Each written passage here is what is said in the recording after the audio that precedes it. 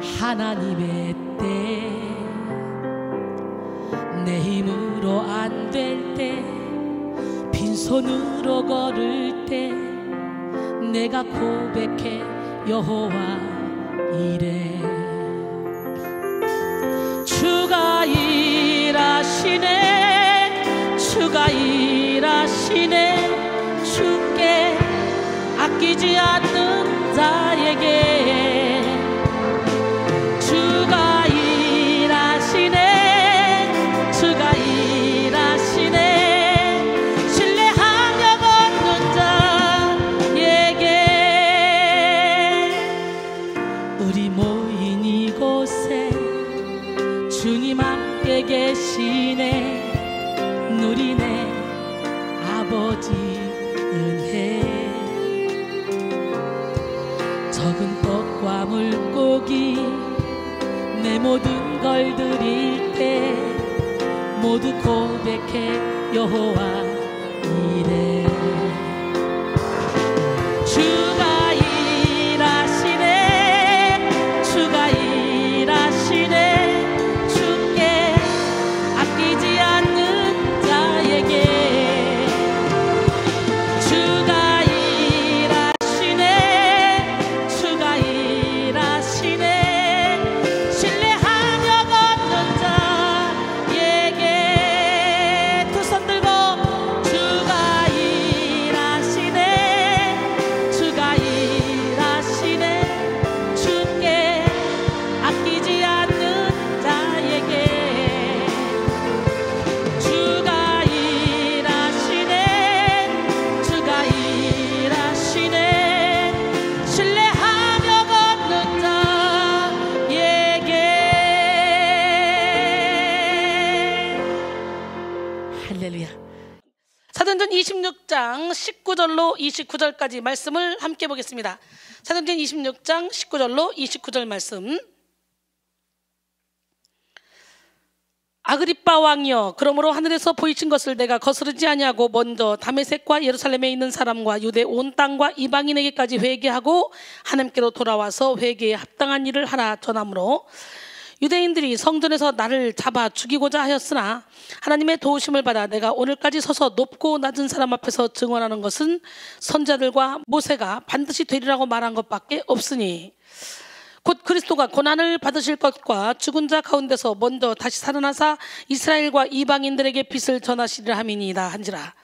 바울이 이같이 변명하매 베스도가 크게 소리질러 이르되, 바울아, 내가 미쳤도다. 내 많은 학문이 너를 미치게 한다 하니, 바울이 이르되, 베스도 각하여, 내가 미친 것이 아니오 참되고 온전한 말을 하나이다. 왕께서는 이 일을 아시기로 내가 왕께 담대히 말하노니 이 일에 하나라도 아시지 못함이 없는 줄 믿나이다. 이 일은 한쪽 구석에서 행한 것이 아니니이다. 아그리빠 왕이여, 선자를 믿으시나이까? 믿으시는 줄 아나이다. 아그리빠가 바울에게 이르되, 내가 적은 말로 나를 권하여 그리스도인이 되게 하려 하는도다. 바울이 이르되, 말이 적으나 많으나 당신뿐만 아니라 오늘 내 말을 듣는 모든 사람도 다 이렇게 결박된 것 외에는 나와 같이 되기를 하나님께 원하나이다 하니라. 참 담대하지 않아요? 이 담대한 믿음이 도대체 어디서 생겨났을까? 다른 거 아닙니다. 성령의 기름 부음을 받고 성령의 인도함을 받으니 이런 담대한 믿음이 생기는 거예요. 성령의 기름 부음, 두 번째 시간, 기름 부음과 자존감이라는 제목으로 함께 은혜를 나누기로 합니다. 여러분, 그리스도인들은 자신의 지혜로 사는 사람이 아닙니다. 성령의 지혜로 사는 사람들이에요. 하나님의 미련함이 사람의 지혜로보다 낫다 그랬죠. 하나님의 약하심이 사람의 강함보다 낫다 그랬어요. 오늘 시간에 나는 부족하지만, 나는 연약하지만 주님의 손에 붙들리기만 하면 나도 능력 있는 일을 할 수 있다. 내게 능력 주시는 자라서 나는 뭐든지 할 수 있다. 라는 그런 높은 자존감을 갖기를 원합니다. 그래서 로버트는 성령 안에 하루를 사는 것이 육체 안에 첫날을 사는 것보다 낫다라고 했습니다. 윌스비는 성령의 물결을 타는 자는 밤중에도 전진한다라고 했어요. 도전은 성령으로 채워진다는 것은 하나님의 거룩한 열심과 영원한 열정이 그 안에 타고 있음을 말하는 것이다 라고 했습니다. 스가랴 4장 6절로 7절. 그가 내게 대답하여 이르되, 여호와께서 스룹바벨에게 하신 말씀이 이러하니라. 만군의 여호와께서 말씀하시되, 이는 힘으로 되지 아니하며 능력으로 되지 아니하고 오직 나의 영으로 되느니라. 큰 산아, 내가 무엇이냐? 내가 스룹바벨 앞에서 평지가 되리라. 그가 머릿돌을 내어놓을 때에 무리가 외치기를 은총이 그에게 있을지어다 하리라. 할렐루야. 우리 김수덕 권사님은 진짜 가정적으로 영적으로 큰 산을 가지고 이 교회에 왔습니다. 근데요, 그 큰 산이 진짜 무너질 것 같지 않았지만 어느 순간에 그게 와장창 무너지면서 영적인 거장으로 샥 거듭나기 시작했어요. 자녀들이 4명인데 4명 다 영적 전쟁이 엄청 셌습니다. 그런데도 불구하고 그걸 다 엄마가 믿음으로 뚫고 나가서 여기까지 와서 결국은 엄마가 이제 신학교를 졸업하고 서울신대 대학원 MDB 공부를 하고 있어요. 기적 중에 기적 아닙니까? 상상이나 할 수 있었던 얘기입니까? 영적 전쟁 치른다고 사람들이 저 사람 이상해 교회에서 수군거리고 이런 정말 열등감과 그 자존심 상해서 고통 가운데 있다가 여기 왔는데 와서 은혜 받던 중에 어느 순간에 모든 게 착착착착 정리되면서 영적인 비밀을 깨닫고 알게 되고 알고 나니까 그래, 나처럼 고통당하는 영혼들, 그들을 위해서 나도 기도해줘야지, 그들을 살리는 일에 나도 쓰임받아야지, 그런 마음으로 신학을 공부하다가 어느 순간에 졸업하고 신대원에 들어갔어요. 참 대단하지 않습니까? 여러분 앞에 큰 산은 무엇입니까? 오늘 여러분 앞에서 큰 산이 확 무너지는 역사가 일어날 쯤 했습니다. 갈라디아서 5장 16절로 18절 보니까 내가 이르노니 너희는 성령을 따라 행하라. 그리하면 육체의 욕심을 이루지 아니하리라. 육체의 소욕은 성령 것으로 성령은 육체를 거스린다 그랬어요. 왜? 이 둘이 서로 대적함으로 너희가 원하는 것을 하지 못하게 하렵니다.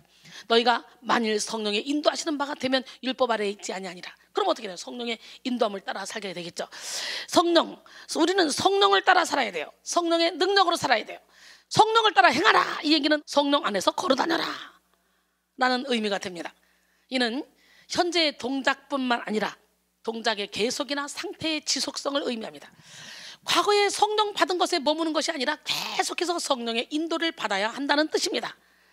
성령의 인도함을 받기 위해, 주를 위해 살기 위해 우리는 반드시 성령의 기름 부음을 받아야 돼. 받아도 되고 안 받아도 되고 그게 아니에요. 성령의 기름 부음의 단계는 3가지가 있습니다. 첫째, 성령께서 내주하시는 단계. 이 단계는 우리에게 영적인 눈을 뜨게 해줍니다. 머리로만 아는 하나님을 영으로 알게 되는 순간입니다. 우리가 주님을 영접할 때에 성령께서 우리 마음속에 임하시는 단계예요. 이때 우리는 내 안의 죄를 발견하게 됩니다. 존 비비어는 말했습니다. 죄가 우리 삶에 스며들면 성령께서 우리를 깨우치며 훈계하신다. 그러나 우리가 그분의 음성에 귀를 기울이지 않으면 우리 심령은 점점 냉담해지고 둔감해진다. 그렇게 우리가 귀가 멀은 과정은 우리 속에 성령이 거하시는 것을 더 이상 감지할 수 없을 때까지 지속된다. 그때가 되면 하나님은 우리를 부끄럽게 하기 위해서가 아니라 우리를 보호하시기 위해서 잘못을 지적할 사람을 보내시거나 어떤 상황을 허락하신다. 그러니까 잘못을 지적할 사람을 보내시거나 어떤 상황을 허락한다는 게 무슨 뜻이에요? 우리에게 고난을 허락한다는 거예요. 인생 막대기로 사람 채찍으로 뜯어 팬다는 거예요. 깨달으라고. 그럼에도 불구하고 우리가 여전히 듣지 않으시면 징계가 임한다. 만일 끝까지 회개하지 않으면 우리는 하나님이 원하시지 않으시는 저주를 받게 될 것이다. 죄는 결국 영적 죽음과 육신의 죽음을 초래한다 라고 했습니다. 여러분, 이사야가 하나님의 임재를 보는 순간 이스라엘의 죄나 다른 사람의 죄가 아닌 먼저 자신의 모습에 대해서 탄식을 했어요. 자신의 모습을 먼저 봤어요. 은혜를 받으면 누구 죄 보는 것이 아니라 내 죄를 먼저 보게 되는 거예요. 전에 율법을 깨닫지 못했을 때는 내가 살았더니 계명의 이름에 죄는 살아나고 난 죽었다. 그런 것처럼 나를 먼저 보게 되는 거예요. 나 먼저 수술을 해야 돼. 나 먼저. 이사야 6장 5절로 7절 그때 내가 말하되 화로다 나여 망하게 되었도다. 나는 입술이 부정한 사람이요 나는 입술이 부정한 백성 중에 거주하면서 만군의 여호와의 신 왕을 배웠음이로다 하였더라. 그때 그 스랍 중에 하나가 부젓가락으로 제단에서 집은 바 핀 숯을 손에 가지고 내게로 날아와서 그것을 내 입술에 대며 이르되 보라 이것이 내 입에 닿았으니 내 악이 제하여졌고 내 죄가 사여졌느니라 하더라. 그랬어요. 성령의 은혜가 임하면 죄를 발견하게 됩니다. 죄를 고백하게 됩니다. 밝은 빛 앞에 모든 것이 드러나고 숨길 수 없듯이 골수를 찔러 쪼개는 예리한 검처럼 숨은 생각과 죄를 싹 다 드러냅니다. 하나님의 말씀은 살아있고 활력이 있어 좌우할 수 없던 검은 낫에 예리하여 우리의 혼과 영과 및 관절과 골수를 찔러 쪼개까지 하고 우리의 마음의 생각과 뜻을 판단한다 그랬죠. 우리 말씀이 육신이 돼서 오신 주님, 그 주님이 우리에게 부여해서 성령을 보내주셨습니다. 할렐루야. 그 하나님은 우리의 아주 숨은 의도까지도 다 드러내게 하시는 분이에요. 이 시간 여러분도 예배를 통해 여러분의 생각과 마음과 입술을 주장하시고 여러분의 뜻을 감찰하시는 성령님을 만날 수 있기를 소원합니다. 둘째, 사역적인 기름 부음의 단계예요. 우리가 날마다 성령과 깊은 교제를 가질 때 성령의 기름 부음이 넘쳐나게 됩니다. 성령과 친밀함을 이룰 때 성령께서 우리에게 기름을 부으시는데 그때 각종 은사와 능력이 나타나게 됩니다. 또한 성령의 기름 부으심이 우리 성품에 부어지면요, 성령의 9가지 열매를 맺게 돼요. 갈라디아서 5장 22절 23절 오직 성령의 열매는 사랑, 희락, 화평, 인내, 자비, 양선, 충성, 온유, 절제니 이 같은 것을 금지할 법이 없느니라 그랬어요. 성령이 우리 삶에 부어지면요, 성령의 인도함을 받기 때문에 저절로 형통한 삶을 살게 되는 거예요. 저절로 열매 맺는 삶을 살게 되는 거예요. 로마서 8장 13절로 14절 너희가 육신으로 살면 반드시 죽을 것이로되 영으로서 몸의 행실을 죽이면 살리니 무릇 하나님의 영으로 인도함을 받는 사람은 하나님의 아들이라 그랬어요. 할렐루야. 셋째, 왕권적인 기름 부음의 단계입니다. 이 단계는 예수님의 이름으로 권능을 나타내는 단계인데요, 병든 자가 고침을 받고 귀신이 떠나가며 복음이 활발하게 전파되는 단계. 어때요? 우리 교회가 그런 교회 아닙니까? 성령께서 기름 부으시면 우리 내면에도 큰 변화가 일어납니다. 내면의 변화 중에 하나가 바로 우리의 자존감이 다시금 회복된다는 거지. 성령께서 기름 부어주시면 죄로 인해 무너졌던 우리의 자존감이 하나님의 형상으로 회복됩니다. 자존감은 자기를 소중히 여기는 마음가짐입니다. 심리학자들은요, 인생에서 가장 큰 영향력을 끼치는 것은 바로 자존감이라고 했어요. 자존감이 높아지면 행복도 높아진다고 합니다. 그러나 자존감이 낮아지면 나는 세상에 무가치한 존재야, 나는 능력도 없어, 나는 아무것도 할 수 없어, 나는 배운 것도 없어, 나는 아는 것도 없어, 아무도 나를 환영해 주지 않아 라고 생각하게 됩니다. 자기 자신의 외모나 상태에 대하여 늘 불만족합니다. 우리는 낮은 자존감을 극복해야 돼. 낮은 자존감은 자기 자신을 과소평가하는 심리적인 질병입니다. 자기 자신을 열등한 존재로 생각하고 불만족함을 가지는 것이 바로 낮은 자존감인데 이것은 하나님의 뜻이 아닙니다. 낮은 자존감은 전염병처럼 퍼져서 우리의 삶을 올가맵니다. 자존감이 낮으면요, 자신을 존중하지 못합니다. 자신을 무시하며 스스로 자해하며 심한 경우는요, 자살까지도 시도하죠. 잠재력과 꿈을 마비시켜버리고 이 대인관계도 원만하지 못합니다. 그러나 자존감이 있는 사람은 어떤 사람을 만나도 자기 자신을 잘 지키면서 위축되지 않습니다. 어떤 상황과 환경에도 끌려다니지 않습니다. 그래서 자존감이 높은 사람은 자신을 존중하기 때문에 인생을 함부로 살지도 않아요. 자존감이 높은 사람은 자신을 귀하게 여길 뿐만 아니라 다른 사람 또한 자신처럼 귀하게 여기게 됩니다. 그러기에 다른 사람들에게 무례하게 행동하거나 상처를 주지 않으려고 노력하죠.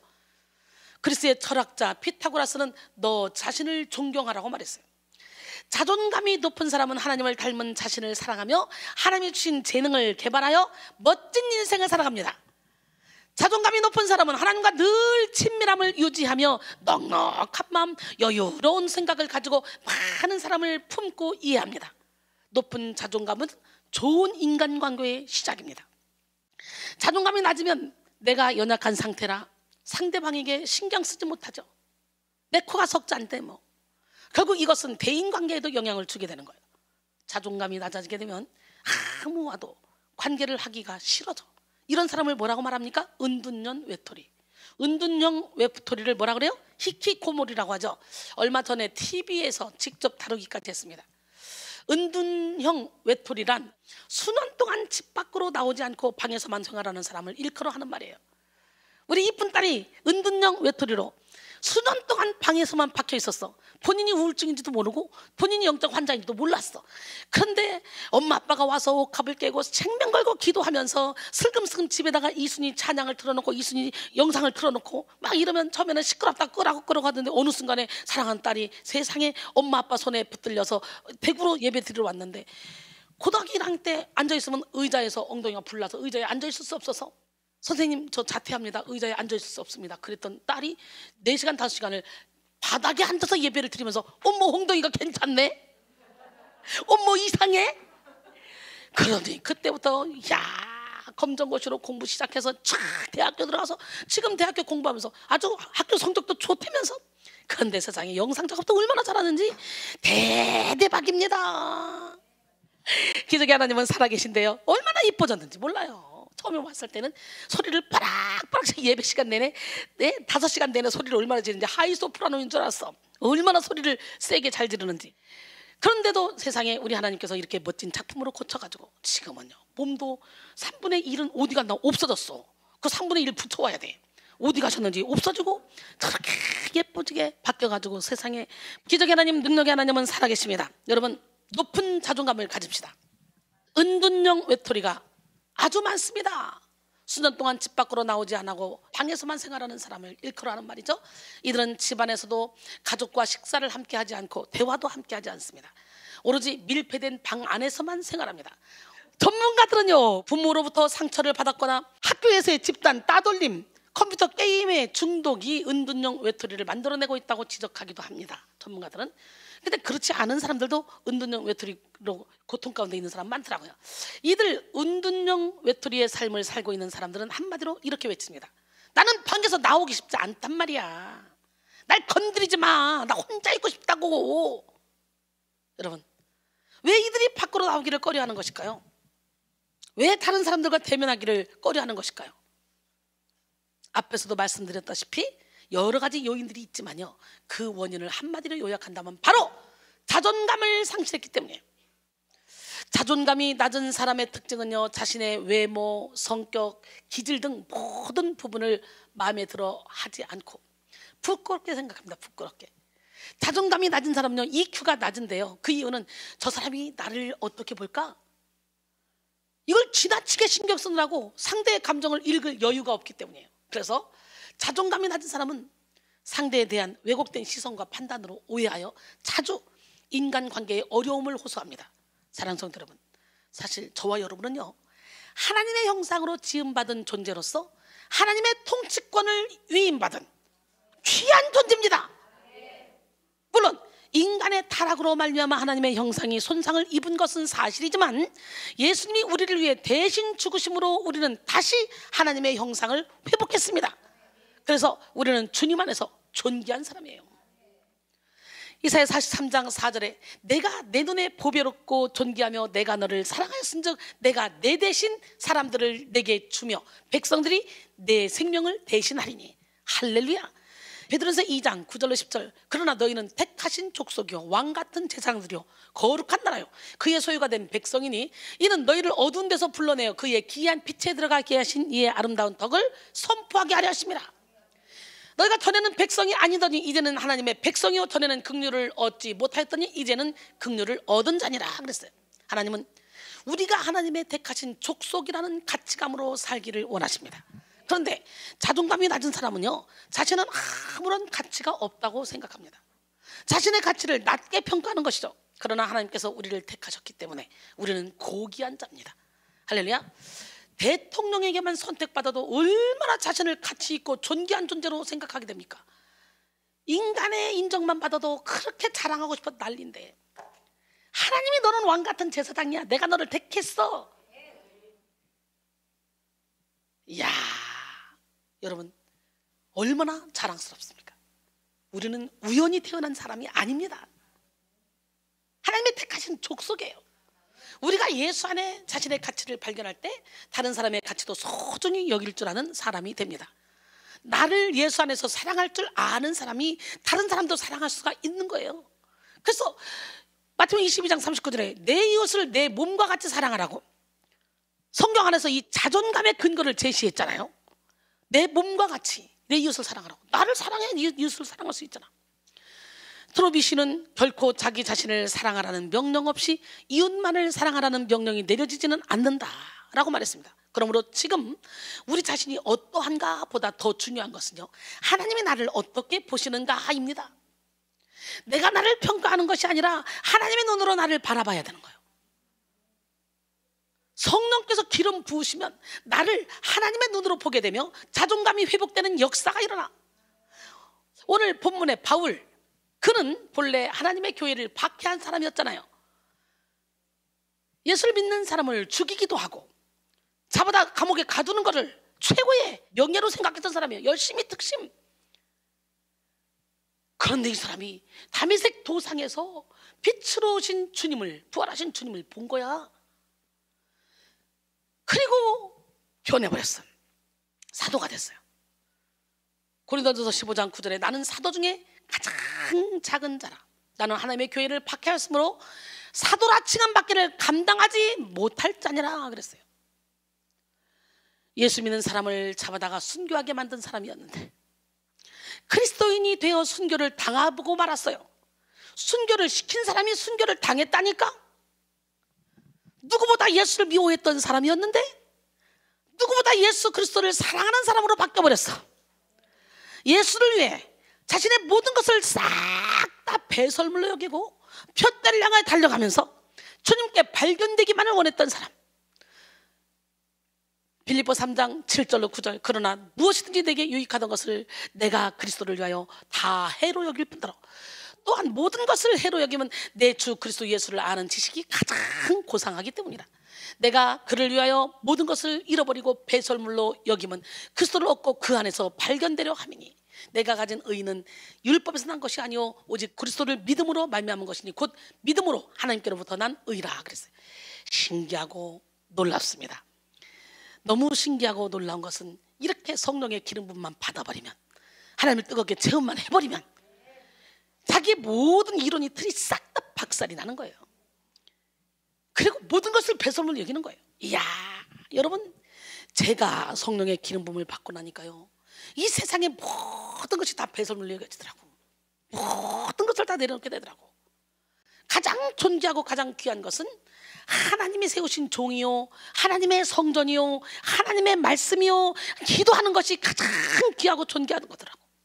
그러다 보니까 누가 있으나 없으나 관계없이 365일 예배당에 발을 디뎌서 시시때때로 시간 날 때마다 교회 가서 기도하고 예배를 드릴 때마다 기도 제목을 써서 항상 여기다 올려놓고 무조건 예물을 드렸고 나도 모르게 성령의 인도를 받은 거예요.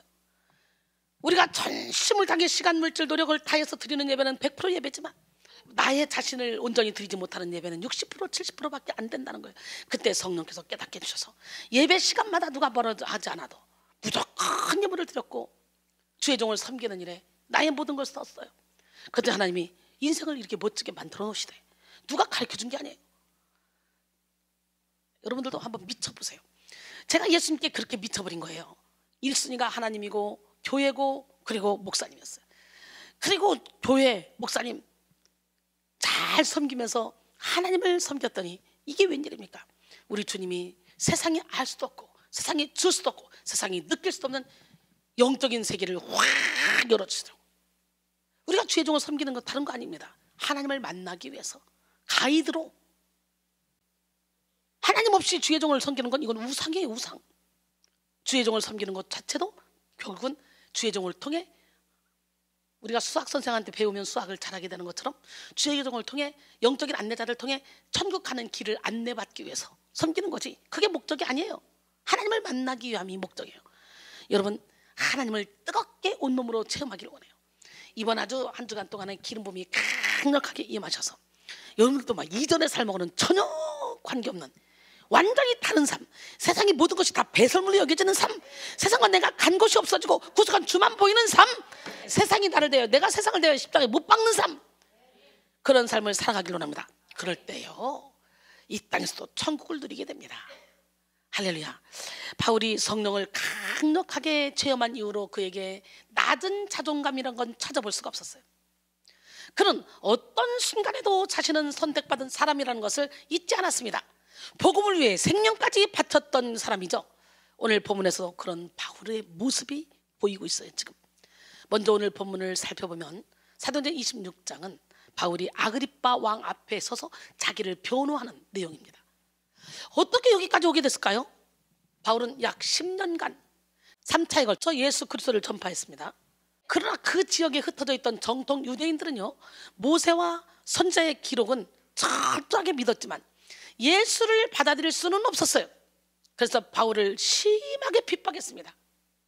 1차 전도여행, 2차 전도여행, 3차 전도여행 3차에 걸쳐서 계속 복음을 전했는데요 3차 전도여행을 마치고 예루살렘으로 돌아오기를 원했고 돌아왔을 때 성령이 증언하신 대로 결박되어 환난을 당했어요.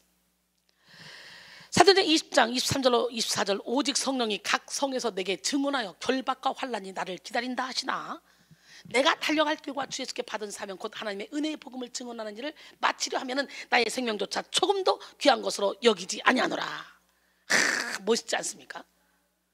성령께서 환난과 결박이 너를 기다리고 있다고 말씀해 주셨는데 생명 아깝지 않다는 거예요. 가겠다는 거예요. 복음을 위해서라는. 할렐루야. 예, 사도행전 21장 27절로 36절 보니까 바울이 이 사람들을 데리고 이튿날 그들과 함께 결례를 행하고 성전에 들어가서 각 사람을 위하여 제사 드릴 때까지의 결례 기간이 만기된 것을 신고하니라. 그 이래가 거의 참에 아시아부터 온 유대인들이 성전에서 바울을 보고 모든 무리를 충동하여 그를 붙들고 외치되 이스라엘 사람들아 도우라.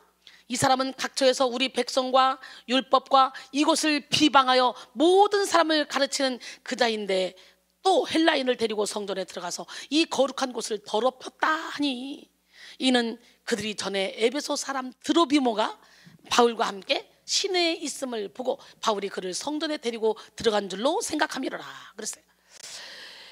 여러분 30절까지 제가 지금 말씀을 나눴어요. 30절까지 나머지 읽어보시고 체포되기 전까지 바울은 유대인에게 심하게 두들겨 맞았는데 그 정도로 유대인들은 예수에 관해서 말하는 것을 극도로 싫어했습니다. 예루살렘에서 2차례 자기를 변호한 바울은 신변의 위협으로 가이사랴 지역으로 옮겨졌고 지역을 다스리는 총독 벨릭스는 유대인의 마음을 얻고자 바울을 가이사랴에 구류했습니다. 사도행전 24장 27절에 이때가 지난 후 보르기오 베스도가 벨릭스의 소임을 이어받으니 벨릭스가 유대인의 마음을 얻고자 하여 바울을 구류하여 두니라 그랬어요. 바울이 가이사랴 감옥에 2년 동안 갇혀 있었는데 총독이 바뀌었습니다. 벨릭스 총독에서 이제는 베스도 총독으로 바뀌었어요. 바울은 벨릭스 앞에서도 재판을 받았고 베스도 앞에서도 재판을 받았지만 죄를 발견할 수가 없었어요. 이제 그는 재판이 가이사 재판으로 넘겨가게 되었는데 재판권은 없지만 유대인들에게 막강한 권력을 행사하는 아그리빠 왕 앞에서 바울이 또 서게 됐어요. 그리고 거기서 자신을 변호하게 됐어요. 그 내용이 오늘 본문의 내용이에요. 그런데 왕 앞에서 자신을 변호하는 바울에게서 낮은 자존감이란 건 찾아볼 수가 없어. 세상의 왕 앞에서 당당하게 복음을 준 거예요. 미친 사람 취급하는데도 기가 막힙니다. 우리는 오늘 본문의 바울을 통해 성령께서 기름 부으시는 자에게 주어지는 높은 자존감이 무엇인지 깨달아야 돼. 여러분, 기름 부으심을 받아 자존감이 높았던 바울의 특징 뭘까? 첫 번째, 두려움 없이, 뭐 없이? 담대하게 복음을 전했다는 거예요. 오늘 본문이죠. 사도행전 26장 19절로 23절. 아그리빠 왕이여 그러므로 하늘에서 보이신 것을 내가 거스르지 아니하고 먼저 다메섹과 예루살렘에 있는 사람과 유대 온 땅과 이방인에게까지 회개하고 하나님께로 돌아와서 회개에 합당한 일을 하라 전함으로 유대인들이 성전에서 나를 잡아 죽이고자 하였으나 하나님의 도우심을 받아 내가 오늘까지 서서 높고 낮은 사람 앞에서 증언하는 것은 선지자들과 모세가 반드시 되리라고 말한 것밖에 없으니 곧 그리스도가 고난을 받으실 것과 죽은 자 가운데서 먼저 다시 살아나사 이스라엘과 이방인들에게 빛을 전하시리라 함이니이다 하니라. 바울은 이런 상황 속에서 유대인뿐만 아니라 이방인에게까지 복음이 전파되어야 한다는 신념으로 그들에게 회개의 복음을 전파했습니다. 그러나 이 같은 복음 전파는요 선민의식에 사로잡힌 유대인들에게 걸림돌이 되었어요.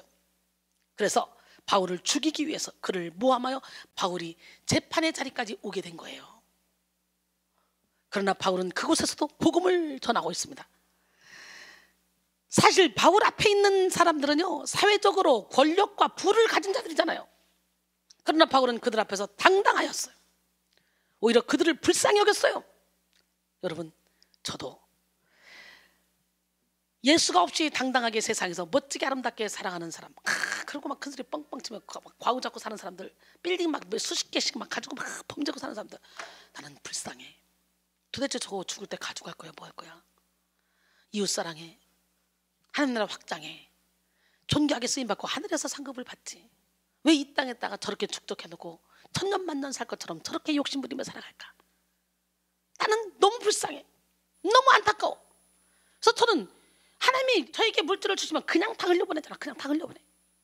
이게 얼마나 행복하고 기쁜 건지를 그들은 몰라. 사도 바울은 말합니다. 갈라디아서 1장 10절에 이제 내가 사람들에게 좋게 하랴? 하나님께 좋게 하랴? 사람들에게 기쁨을 구하랴? 내가 지금까지 사람들의 기쁨을 구하였다면 그리스도의 종이 아니니라 그랬어요. 요한 웨슬리가 젊었을 때 이야기입니다. 그가 하나님의 빛 안에 회심하기 이전 미국 선교를 떠났다가 실패하고 돌아오는 길에 대서양에서 큰 풍랑을 만난 적이 있었습니다. 그 순간 웨슬리를 포함한 대부분의 사람들은 큰 공포에 휩싸였습니다.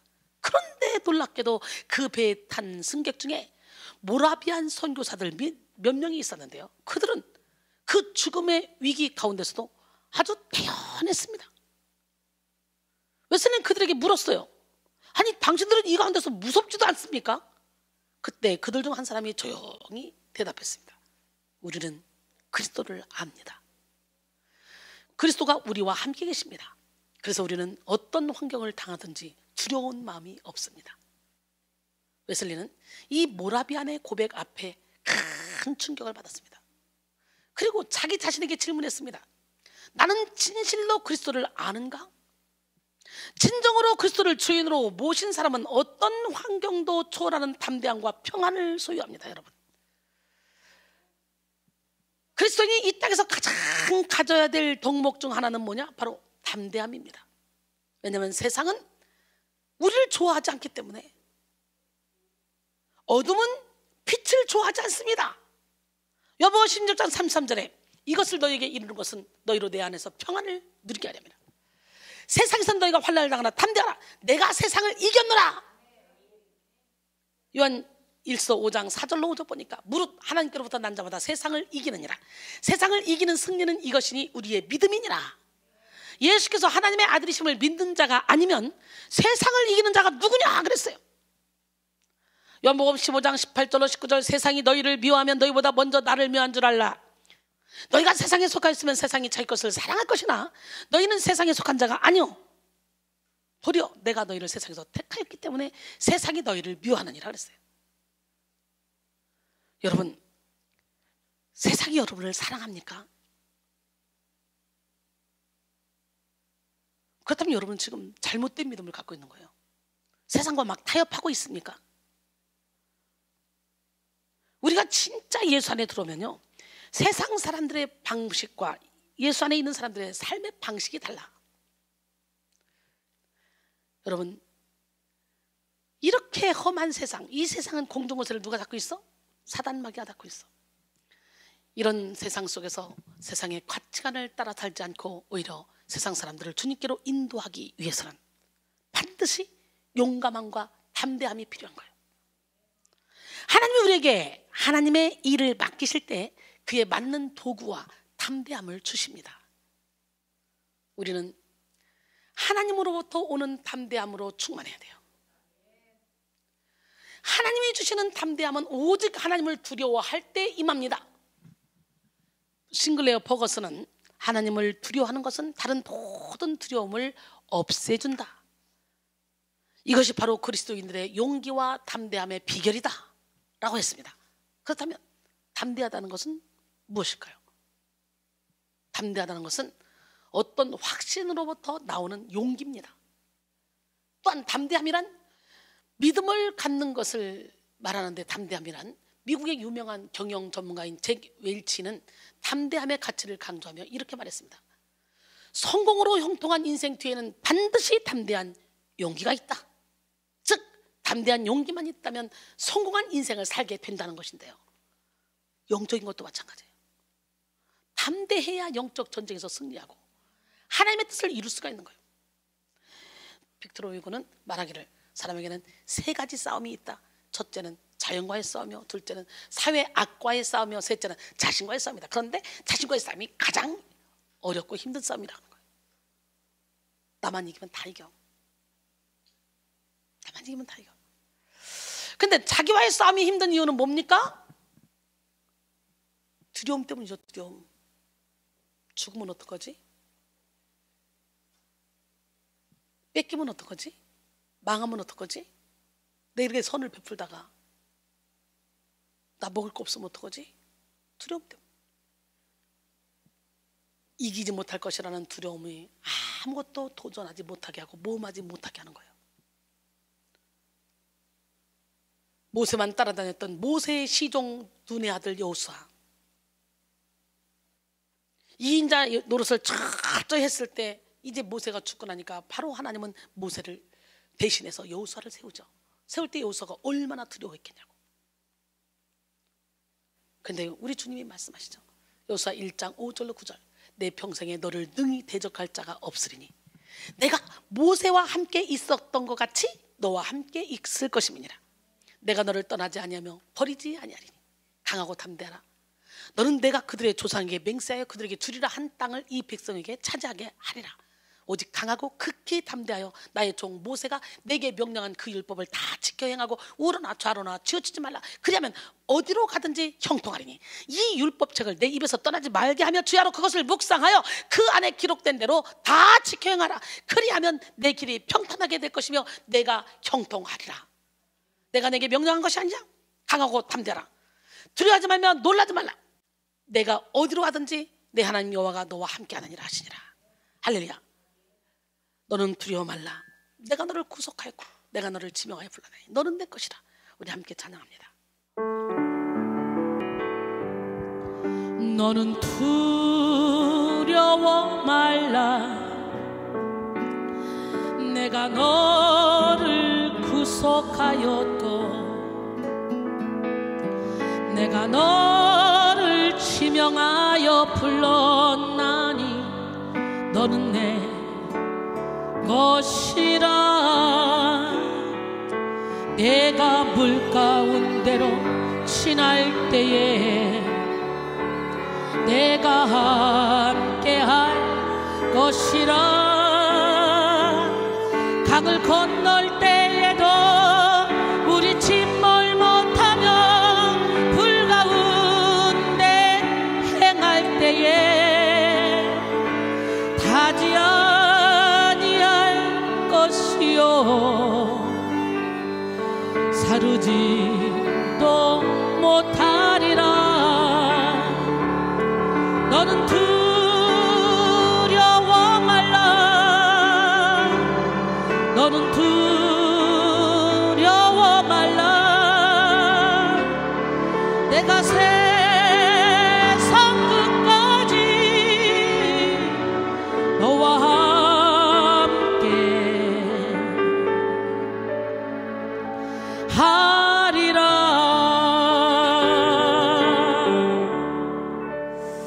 할렐루야.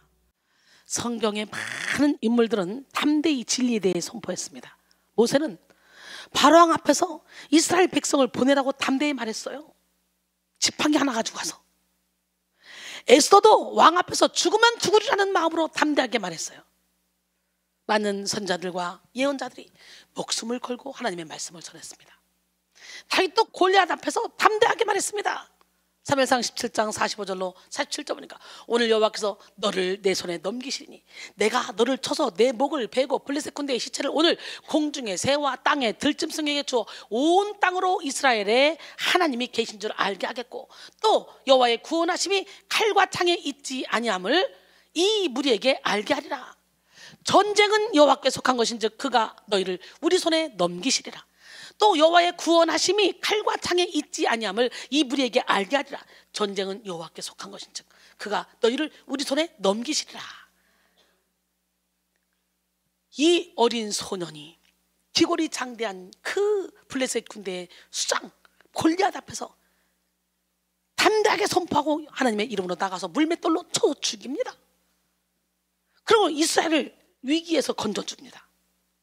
예수님의 제자들과 사도들도 주님이 주신 담대함으로 복음을 전했습니다.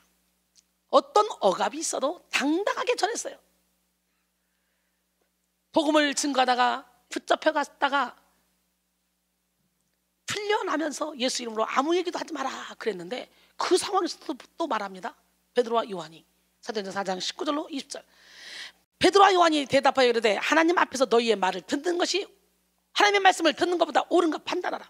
우리는 보고 들은 것을 말하지 아니할 수 없도다. 할렐루야. 그런데 현대에 올수록요 지금 우리의 문제는 뭐냐? 용기, 담대함이 없어진다는 거예요. 특히 설교자들에게 담대함이 많이 사라졌습니다. 그러나 예전에 존 웨슬리는요, 말씀 전파를 시작했을 때요, 그에게는 계란과 토마토가 쏟아졌다 그래요. 전도하러 나갈 때는 밝은 표정이었지만 돌아올 때는 처치에 계란과 토마토가 잔뜩 묻어서 돌아왔다는 거예요. 하지만 핍박에도 불구하고 그는 계속해서 말씀을 선포했어요. 그로부터 12년이 지나 사역이 순조롭게 진행되고 있을 때 그가 쓴 일기에서 다소 의외의 글귀가 발견됐다 그래요. 어젯밤 어떤 마을로 들어갔는데 놀랍게도 주민들은 계란과 토마토를 가지러 집 안으로 들어가지 않았고 오히려 존경하는 눈빛으로 나를 바라보았다. 어찌 된 것인가? 기가 막히잖아요. 12년 동안 그렇게 맨날 계란 사리에 토마토 세례를 받고 다녔어. 12년 만에 안 그러더라는 거예요. 어떤 마을에 갔는데 웬일인지 모르겠다는 거예요. 자기도. 그가 전하는 말씀을 들은 사람들의 태도가 그렇게 바뀐 것을 이해할 수가 없었지만 그런 변화가 일어난 것은 사실이었습니다. 그리고 그런 변화는 지속되었고 그가 죽을 때쯤에는요, 분위기가 매우 달라졌어요. 전도하기 위해서 잉글랜드의 어느 마을에 들어가던 마을 사람들이 일을 멈추고 다 몰려왔어요. 그래서 그는 유명 인사가 되었어. 하나님이 사용하시는 사람들은 성령의 기름 부음을 받아 담대함으로 복음을 전하게 됩니다. 여러분이 만약 복음을 전할 때 소심해지거나 두려워진다면 성령의 능력을 받지 못했기 때문입니다. 자신의 생명조차 아끼지 않았던 바울과 같은 사람이 되기 위해서는 성령의 기름 부으심을 반드시 받아야 돼. 성령 충만을 받아 바울과 같은 복음 전도자가 되는 여러분 되기를 원해요. 유튜브 댓글에 어떤 사람이 바울이 능력을 받아서 사역을 했다 그러는데 그건 아니잖아요. 이 설교가 좋다 그래서 소개 듣고 들었는데 그건 아닌 것 같은데 어떻게 생각합니까? 그러니까 또 그 댓글에 그건 아닙니다 또 이래. 아니, 다메섹 도상에서 예수님의 빛으로 오신 예수님을 만났다는 자체가 성령 세례 받은 거 아니에요? 하나님을 실제적으로 만났는데. 또 바울은 항상 어떻게 기도했어요? 에베소 1장 17절 19절 우리 주 예수 그리스도의 하나님 영광의 아버지께서 지혜와 계시의 영을 너에게 주사. 성령을 받았다는 얘기잖아. 그 성령을 너희들도 받으란 얘기잖아. 너에게 주사 하나님을 알게 하시고 나도 성령을 받고 하나님을 알았다는 얘기잖아.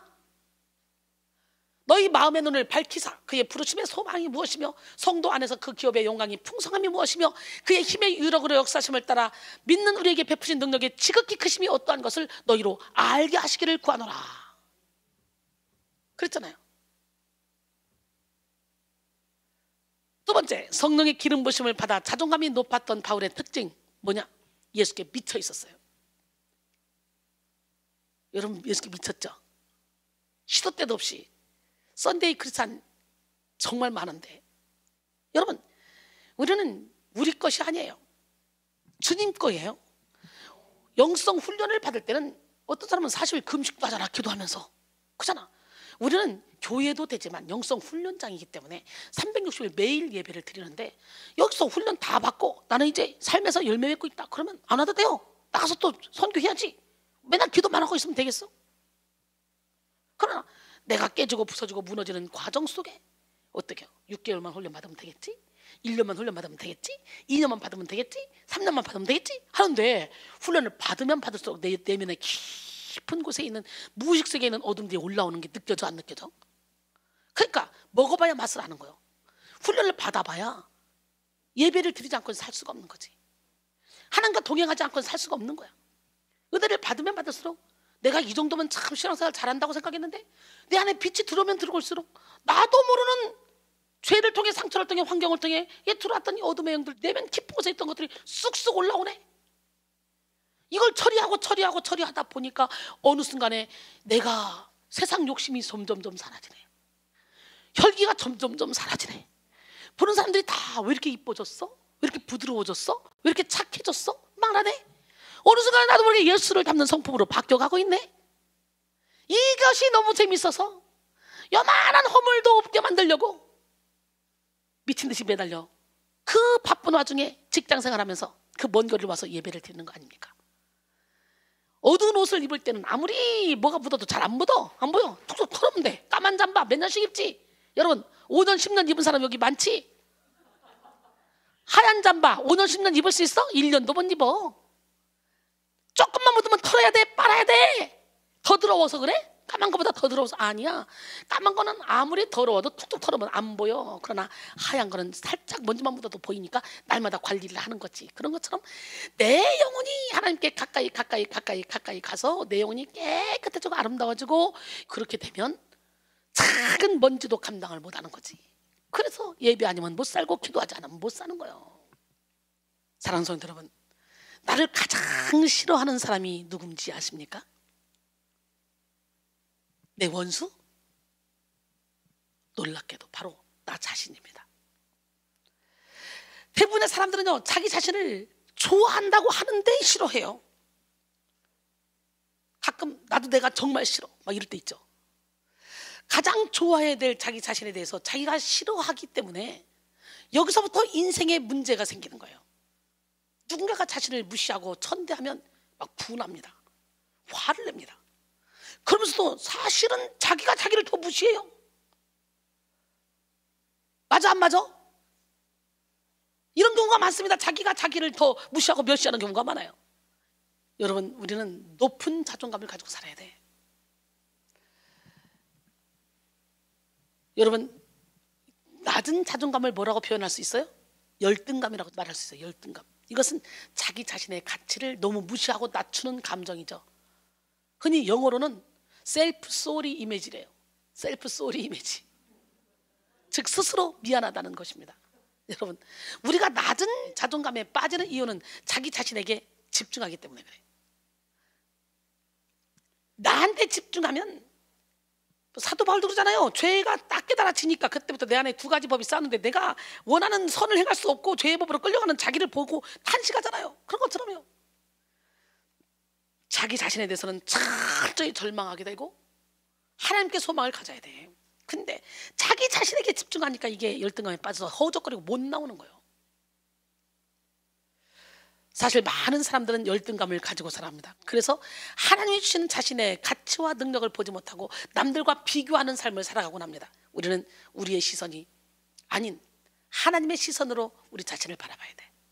그럴 때 주님이 주신 자존감으로 살아갈 수가 있는 거예요. 하지만 많은 사람들이 자기에게만 집중하기 때문에 쉽게 자기 애에 빠지게 되고 자기 연민에서 벗어나지 못하는 거예요. 그러나 여러분이 예수님께 미쳐보십시오. 낮은 자존감은 완전히 떠나갑니다. 예수님이 주시는 높은 자존감으로 담대하게 살아가게 될 것입니다. 미쳤다는 것은 어딘가에 빠졌다는 거잖아요. 집착하는 것, 몰입하는 것을 가리켜 미쳤다고 합니다. 술에 미치면 알코올 중독자, 도박에 미치면 도박꾼, 게임에 미치면 게임 중독자, 공부에 미치면 훌륭한 지식인이 되죠. 즉, 한 분야의 전공에 미치면 그 분야의 전문인이 되는 거예요. 세상 사람들은요, 누구나 어딘가에 미쳐 살아가. 내가 가장 좋아하는 것에 미쳐버려. 내가 하고 싶은 일에 미쳐버려. 몰두해버려. 미국의 교육학 심리학의 최고의 학자라고 불리는 척센트 미하이는 몰입의 즐거움이라는 책을 썼는데요, 그는 지금 자기가 하고 있는 일에 몰입하는 순간 삶이 변한다고 말했습니다.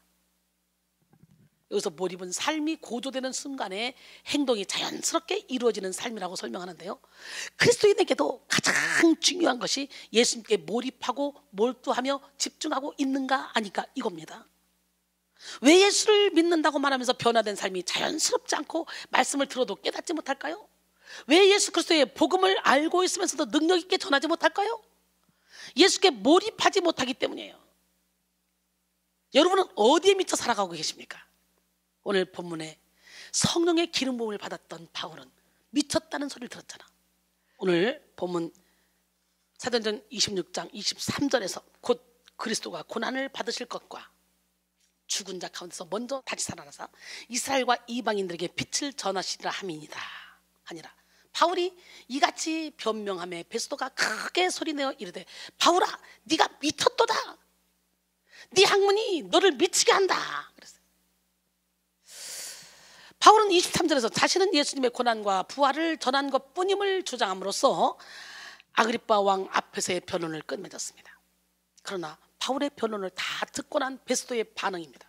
그것은 바로 바울이 미쳤다는 거예요. 네가 미쳤구나. 네가. 여기서 미쳤다로 번역된 마이네는 미치다, 헛소리를 하다라는 의미를 지닌 마이노마이의 현재형입니다. 현재형이 사용된 것은 베스도가 바울의 현재 상태를 정신 이상의 상태로 보았기 때문이에요. 쟤 아무래도 정신 이상이야, 정상은 아니야.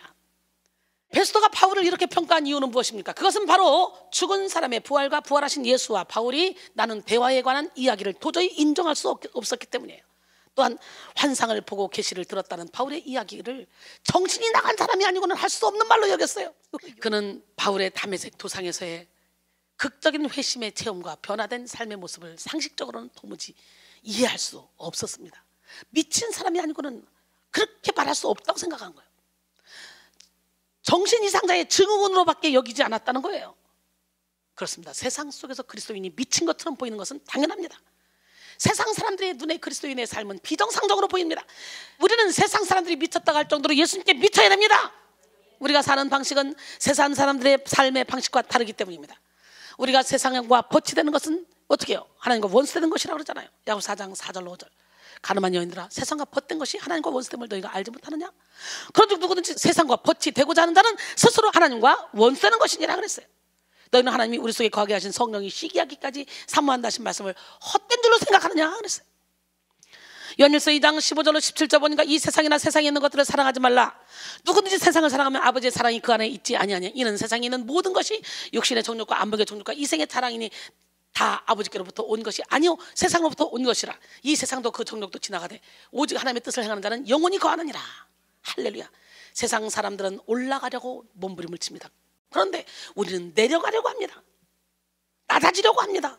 세상 사람들은 높아지라고 그러죠. 그럼 우리 주님은 죽으라는 거예요. 하늘의 미랄이 되라는 거예요. 썩어지라는 거예요. 세상 사람들은 살려고 벌버덩치지만 예수 믿는 사람은 죽으려고 벌버덩치는 거예요.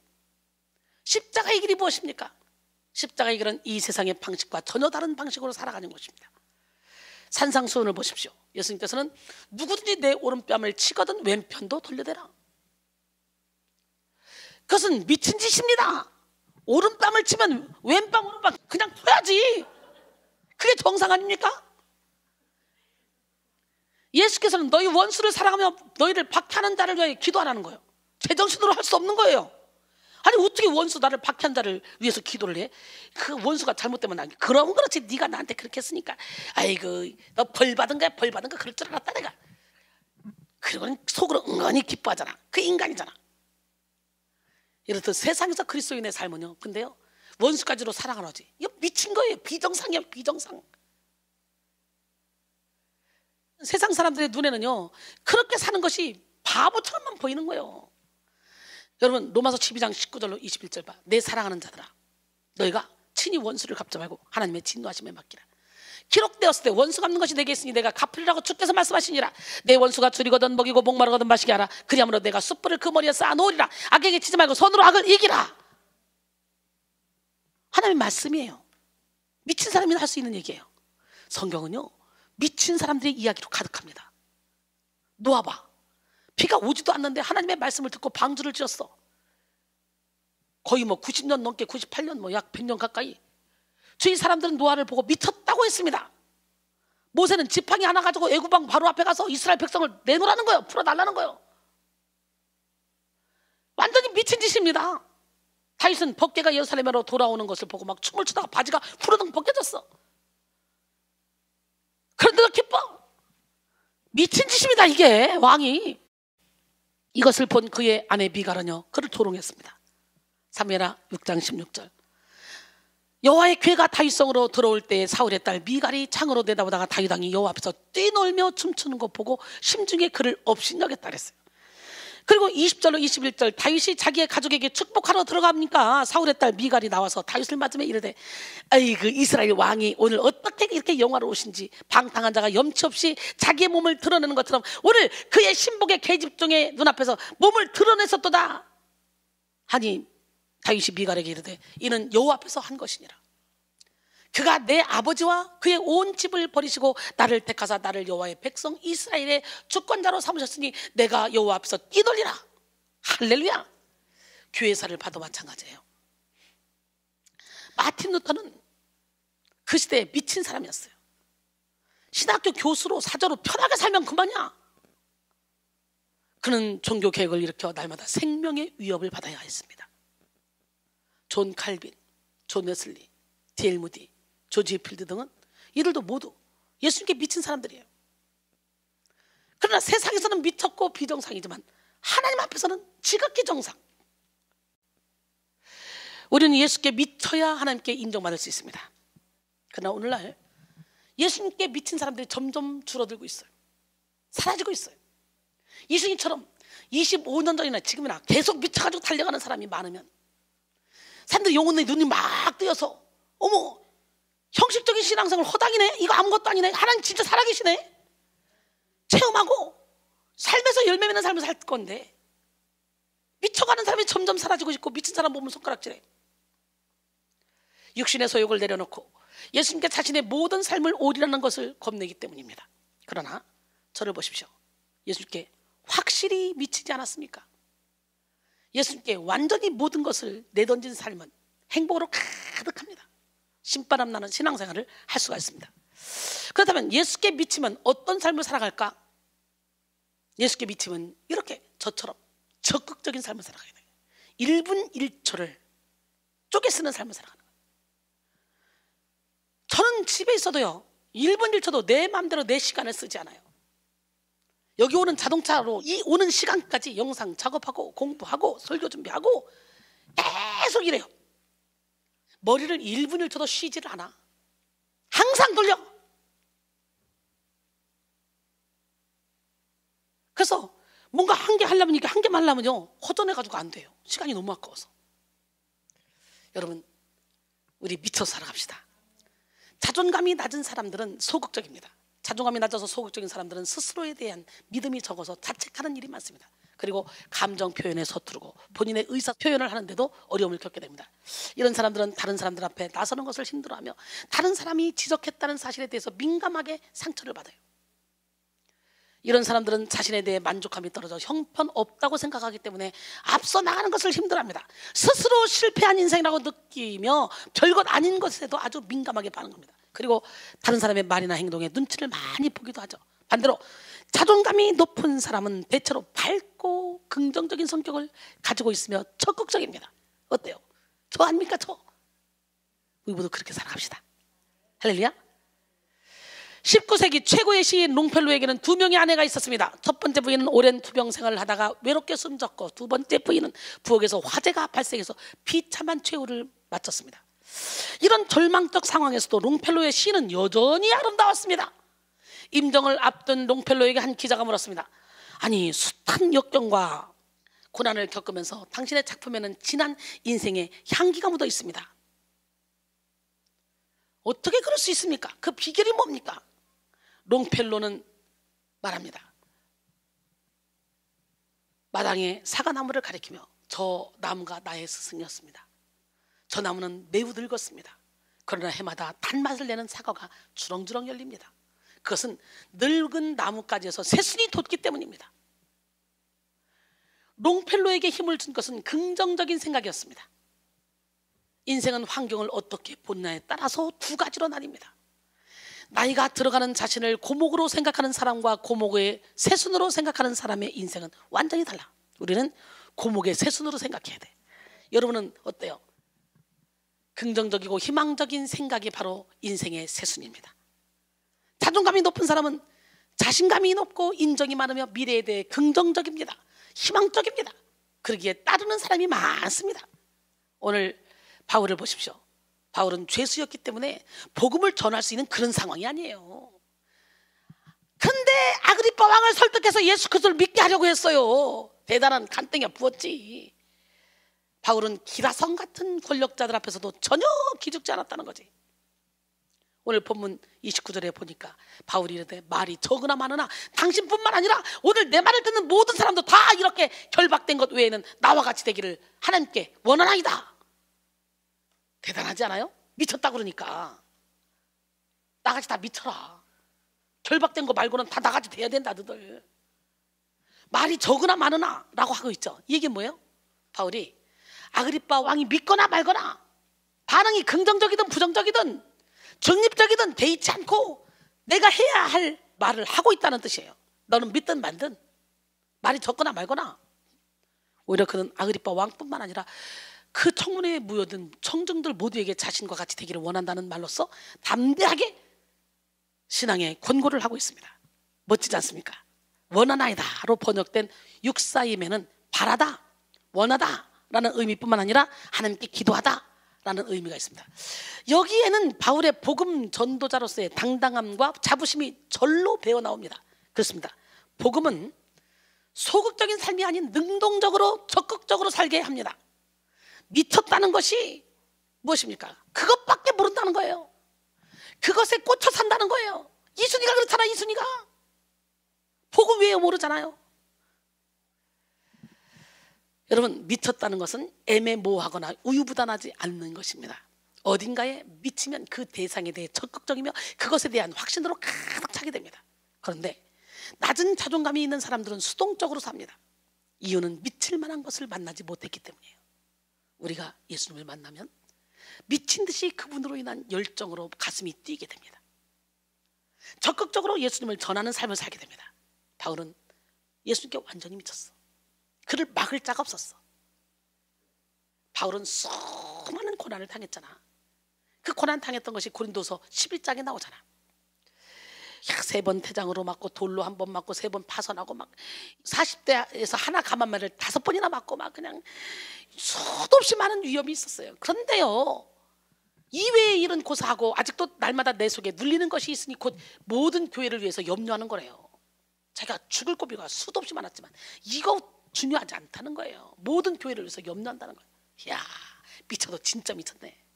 바울은 복음으로 인해 온갖 어려움을 당했지만 자신 때문에 염려한 것이 아니라 오히려 교회를 위해 염려하는 자였어요. 오늘 여러분, 이런 믿음을 갖기를 원합니다. 두 번째, 예수께 미치면 영향력 있는 사람이 되는 거예요. 바울 한 사람의 영향력을 보십시오. 그가 복음을 전할 때 파급력이 대단했습니다. 미칠수록 강도가 강해지고 파장이 커집니다. 미치지 않은 사람 100명, 1000명, 10,000명보다 미친 사람 1명이 역사를 일으킵니다. 사람이 아무리 많아도 미치지 않으면 거기서는 아무 일도 일어나지 않습니다. 그러나 미친 사람 한 사람만 있으면 다 뒤집어 놔버려. 우리는 무슨 일을 하든지 거기에 미쳐야 큰 효과를 볼 수 있어요. 우리 모두 예수님께 미쳤다는 소리를 들을 만큼 큰 믿음을 갖기를 소원합니다. 그렇다면 미쳤다는 것을 어떻게 표현할 수 있을까? 불에 비유할 수가 있습니다. 불이 붙어봐요. 걷잡을 수 없이 순식간에 번져버립니다. 이와 마찬가지로 예수님께 미친 사람이 복음을 전해봐요. 걷잡을 수 없이 복음이 순식간에 번져버려요. 사도행전의 역사가 바로 불의 역사였습니다. 120명에게 성령의 불이 붙었습니다. 예루살렘과 온 유대와 사마리아와 땅끝까지 불이 막 옮겨졌습니다. 그러므로 여러분도 성령의 기름 부으심을 받아서 성령 충만한 사람이 되면 영향력 있는 사람이 되는 거예요. 성령의 불을 받아 예수께 미칩시다. 그리고 복음의 영향력을 전 세계에 끼치는 기적의 주인공이 됩시다. 바울은요, 자존감은 높았지만 자존심은 죽였어. 오늘 여러분 모두가 다 자존감은 높아지고 자존심은 죽여야 돼. 자존감과 자존심은 둘 다 자신에 대한 만족이라는 공통점이 있지만 치명적인 차이를 가지고 있어요. 자존감은 있는 그대로의 모습에 대한 긍정을 뜻하는 반면 자존심은 경쟁 속에서의 긍정을 의미합니다. 그래서 자존심이 높은 사람은 모든 원인과 결과를 나에서 찾고 일이 어그러질 경우 내 탓을 합니다. 반면 자존심이 강한 사람은 잘못된 원인과 결과를 남에게서 찾으며 남 탓을 하는 경우를 많이 볼 수가 있어요. 바울은 성령의 기름을 받아 높은 자존감으로 담대히 복음을 전했던 사람이었죠. 그러나 그는 자존심을 내세우지 않았어요.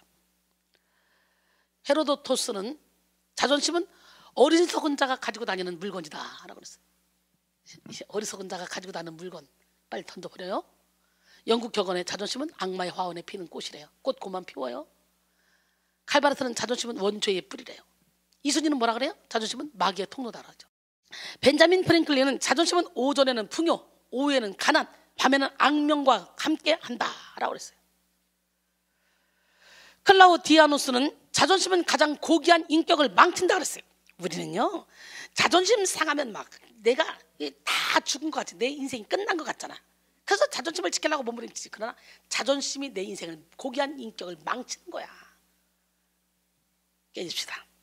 부서집시다. 무너집시다. 바울은 자존심 때문에 복음을 포기하지 않았습니다. 예수를 위해 자신을 내려놓고 자존심을 포기하고 날마다 죽는 삶을 살았어요. 그런데 많은 그리스도인들이 자존심을 내려놓지 못해서 온전한 복음을 전하지 못합니다. 자존심을 내려놓지 못해서 교회 안에서 분쟁을 일으킵니다. 자존심을 내려놓지 못해서 행복한 가정을 이끌어갈 수가 없습니다. 우리는 자존감은 높아지되 자존심은 내려놔야 돼. 이것이 성령의 기름 부음 받은 삶입니다. 그런데 사람들은 자존감과 자존심을 잘 구별하지 못해요. 제가 자존감과 자존심 얘기했죠? 또 얘기한다면 자존감은 있는 그대로의 자신을 받아들이고 자신을 소중히 여기고 사랑할 줄 아는 거. 자존감이 넘치는 사람은 스스로 자족하고 감사하며 살아가요. 이에 비해 자존심은 다른 이와의 비교와 경쟁에서의 자기의 우월함을 지키려는 동기를 지니고 있습니다. 그래서 자존심이 강한 사람들은 남의 눈치를 많이 봐.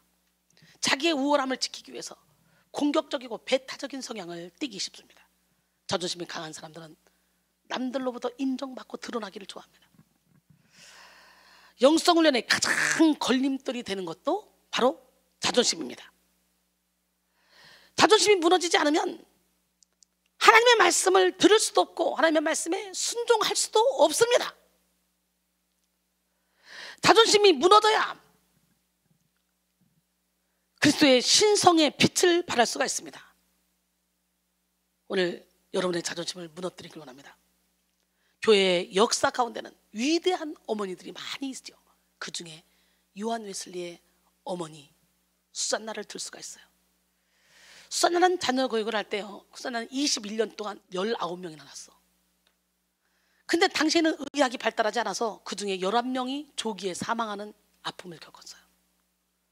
수산나의 자녀 교육의 특징은 인간의 의지가 굴복될 때만이 진정한 기독교 교육이 가능하다고 느끼게 합니다. 그래서 자아를 깨부시는 작업을 했어요. 어려서부터. 즉 아무리 신앙의 모범을 제시하고 하나님의 말씀을 가르친다고 할지라도 여전히 자아가 살아있으면 그 어떠한 교육도 자녀들에게 아무런 효과를 가져다 주지 못한다고 보았어요. 여러분, 그렇게 훈련을 시켰는데도 불구하고 찰스 웨슬리도 선교에 실패했고 요한 웨슬리도 선교에 실패했잖아. 하다못해 요한 웨슬리는 자기가 사귀던 여자가 결혼하자니까 하나님의 일하는데 방해될 것 같다고 결혼 안 해놓고 그 여자가 다른 남자가 결혼하겠다니까 못하게 방해를 부리고 결국 결혼하니까 정숙하지 못하고 거룩하지 못하다고 성찬도 참여하지 못하게 해가지고 고발당했잖아요. 그런 사람이었어. 어렸을 때부터 그 자존감 내려놓고 자존심 내려놓는 작업을 시켰는데도 그때까지 못 무너진 거예요. 와장창 성령의 불을 받고 기름 부음 받고 나서 무너지는 거지. 오늘 이 시간이 무너지는 시간이야. 기름 부음 받는 시간이야. 영적으로 거듭남이 분명한 자녀들만이 교육에 효과가 있다는 그런 의미로 계속적으로 자아를 내려놓는 작업을 시켰어요. 수산나 웨슬리가. 수르본닉의 여인을 보십시오. 그녀는요, 귀신 들린 딸을 위해 예수님을 찾아갔지만 주님께 개 취급을 당했어요. 무시와 멸시를 받았어요. 포기했습니까? 포기 안 했습니다. 개라 할지라도 주인의 상에서 떨어지는 부스러기라도 먹나이다. 나에게 그 부스러기라도 주시옵소서. 딸을 너무너무 사랑하기 때문에 자존심을 부리지 않았어요. 딸을 고치는 게 목적이었기 때문에. 이렇게 수르본닉의 여인도 자기의 자존심은 밑바닥으로 해서라도 자녀를 살리겠다는 거지. 결국은 그 믿음 때문에 우리 하나님은 그 딸을 낳게 해주셨죠. 자존심을 버리지 못하는 사람은 훈련받기 힘들어요. 자존심은 하나님의 은혜를 구하지도 못하게 하고 은혜를 받지도 못하게 합니다. 그러므로 자존심을 버리세요. 하나님의 주신 자존감을 가지고 있는 그대로의 자신을 소중히 여기고 사랑하며 이웃까지도 사랑하는 여러분 모두가 되기를 원합니다. 결론적으로 오늘 우리는 성령의 기름 부음 두 번째 시간, 기름 부음과 자존감이라는 제목으로 함께 은혜를 나눴는데요.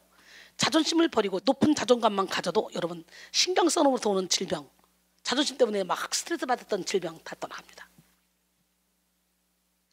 성령께서 기름 부으시면 우리 내면에도 큰 변화가 일어나게 됩니다. 내면의 변화 중 하나가 바로 자존심은 사라지고 높은 자존감이 회복된다는 거예요. 오늘 본문의 주인공 바울을 보십시오. 그가 성령을 강력하게 체험한 이후로 그에게는 낮은 자존감이라는 건 찾아볼 수가 없어. 그는 어떤 순간에도 자신은 선택받은 사람이라는 것을 잊지 않고 복음을 위해 생명까지 바쳤어. 하나님이 바울의 손으로 희한한 능력을 행하게 하시니 사람들이 바울의 손수건이나 앞치마를 가져다가 만지기만 해도 어떻게 귀신도 병이 고쳐진다 그랬잖아요. 사도행전 19장 11절로 12절. 하나님이 바울의 손으로 놀라운 능력을 행하게 하셨다는 게 뭐예요? 기름 부었다는 거예요. 할렐루야. 바울은 어떤 순간에도 자신은 선택받은 사람이라는 것을 잊지 않고 복음을 위해 생명을 바쳤습니다. 우리는 오늘 본문 바울을 통해서 성령께서 기름 부으시는 자에게 주어지는 높은 자존감에 대해서 배웠죠.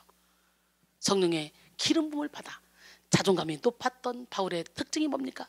두려움 없이 담대하게 복음을 전했고 예수님께 미쳐 있었고 자존감은 높였지만 자존심은 죽였습니다.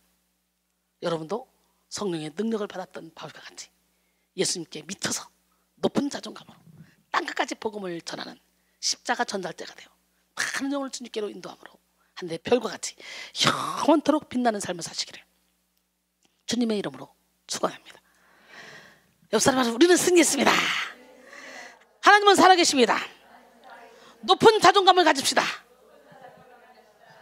전능하신 나의 주 하나님을 찬양하고 뜨겁게 기도합시다.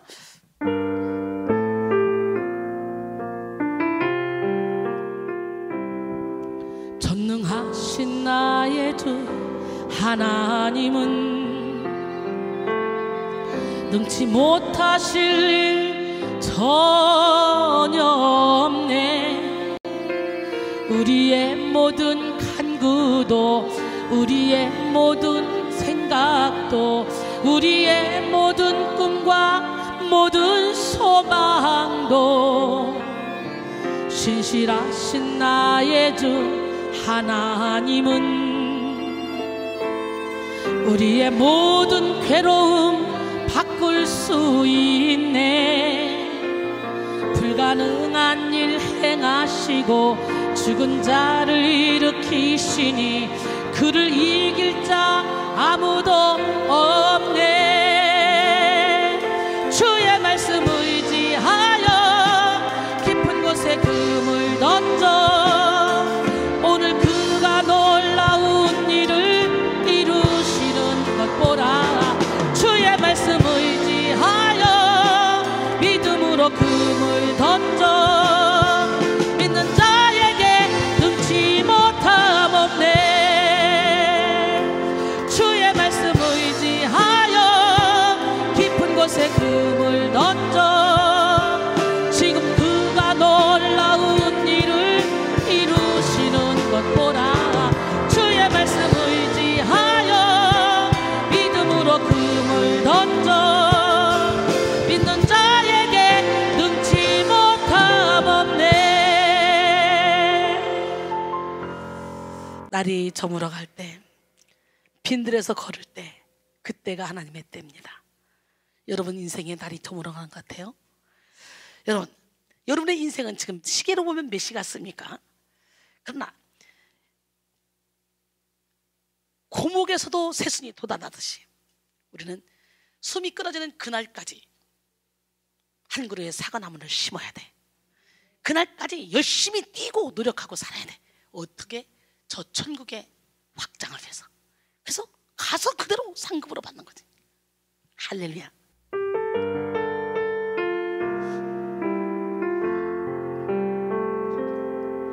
날이 저물어 갈 때 빈들에서 걸을 때 그때가 하나님의 때. 내 힘으로 안 될 때 빈손으로 걸을 때 내가 고백해 여호와 이래. 주가 일하시네. 주가 일하시네. 주께 아끼지 않는 자에게 주가 일하시네. 주가 일하시네. 신뢰하며 걷는 자에게. 우리 모인 이곳에 주님 함께 계시네.